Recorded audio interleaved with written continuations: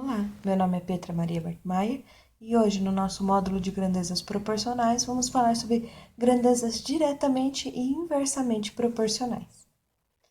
O primeiro passo é classificar o que são grandezas diretamente proporcionais.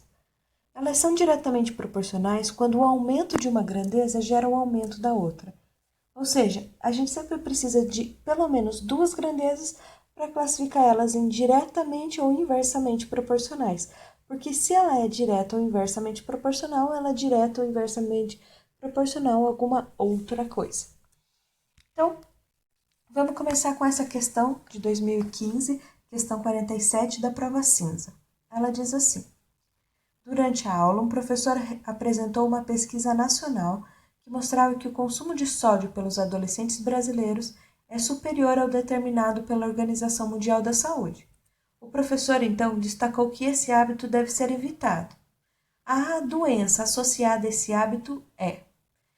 Percebe-se que essa não é uma questão de matemática, mas o objetivo dela é a gente aprender a ver quais são grandezas e quais delas são diretamente, quais são inversamente proporcional. Então, nesse primeiro problema, as grandezas são o consumo de sódio e o número de adolescentes doentes. Então, quanto maior é o número de alunos que consomem sódio em excesso, mais alunos doentes eu tenho. Perdão, adolescentes. Então, o consumo de sódio está diretamente relacionado à doença, ou seja, quanto mais alunos estão consumindo sódio em excesso, mais alunos eu tenho doente. Então, o aumento de um acarreta no aumento do outro. A pergunta inversa também é válida. Então, por exemplo, se eu diminuir o número de adolescentes consumindo sódio, vai diminuir o número de adolescentes doentes? Sim. Então, o aumento de um acarreta o aumento do outro e a diminuição de um também acarreta a diminuição do outro. Então, essas grandezas são diretamente proporcionais. Agora, nesse slide, vamos falar sobre as grandezas inversamente proporcionais. As grandezas são inversamente proporcionais quando o aumento de uma gera a diminuição da outra, ou ainda vice-versa, quando a diminuição de uma gera o aumento da outra. Para isso, vamos ver a questão de 2015, prova cinza, questão 177, que diz: alguns brasileiros têm o hábito de trocar de carro a cada 1 ou 2 anos, mas essa prática nem sempre é um bom negócio, pois o veículo desvaloriza com o uso. Esse fator é chamado depreciação, sendo maior nos primeiros anos de uso. Uma pessoa realizou uma pesquisa sobre o valor de mercado de dois veículos que ela possui, X e Y, e colocou os resultados obtidos no mesmo gráfico, pois os veículos foram comprados juntos. Então, agora a gente analisa o gráfico e a gente vê que um eixo desse gráfico representa o valor do veículo e o outro o tempo de uso. E termina a questão dizendo: após pesquisa, ela decidiu vender os veículos no momento em que completaram 4 anos de uso. Considerando somente os valores de compra e venda, qual a perda em reais que ela terá? Nosso objetivo aqui não é responder essa pergunta ainda, mas é ver quais são as grandezas envolvidas. Mesmo que pareça que as grandezas envolvidas são os carros, você tem que analisar que grandezas são coisas que mudam de valor. Então, o carro ele não muda nunca, é sempre o mesmo carro. O que está mudando é o valor do carro e o tempo que eu uso ele, que são as nossas duas grandezas. Então, é o valor do carro e o tempo de uso. E pelo gráfico a gente pode ver que quanto maior o tempo, ou seja, mais tempo, menor o valor. Então, o aumento de um acarreta a diminuição do outro. O aumento no tempo, da idade do veículo, acarreta na diminuição do valor do veículo. Ou seja, essas grandezas são diretamente proporcionais. Perdão, inversamente proporcionais.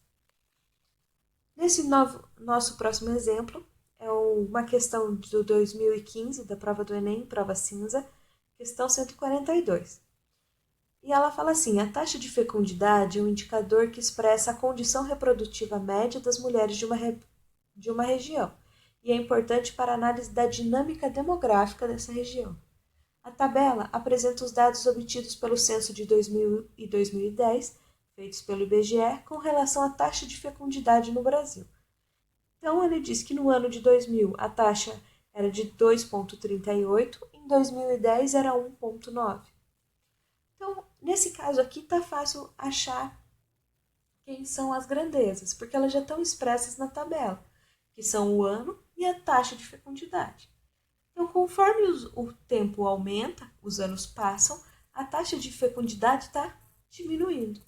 Ou seja, essas grandezas são inversamente proporcionais, porque o aumento de uma acarreta na diminuição da outra. Lembrando que essas questões vão estar todas resolvidas nos próximos slides do tópico de grandezas proporcionais, ok? Nesse exemplo seguinte, a gente tem um gráfico sobre o número de imigrantes internacionais no Brasil. E ele diz que entre 95 e 2000 eram 143 e entre 2005 e 2010 eram 268 mil. Então a gente vê que as grandezas são novamente tempo e agora é o número de imigrantes internacionais. A gente vê que conforme o tempo passa, o número de imigrantes aumenta. Então, ou seja, o aumento do tempo acarreta no aumento do número de imigrantes. Ou seja, essas grandezas são diretamente proporcionais. Essa também não é uma questão da disciplina de matemática e suas tecnologias, mas é importante esse tipo de análise do gráfico, porque ela faz parte da interpretação da questão para a resolução, certo?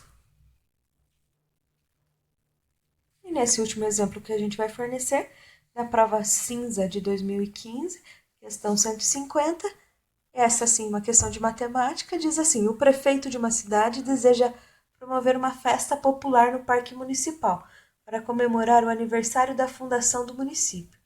Sabe-se que o parque possui formato retangular, de 120 metros de comprimento por 150 de largura, e além disso, para a segurança das pessoas presentes no local, a polícia recomenda que a densidade média, num evento dessa natureza, não supere 4 pessoas por metro quadrado.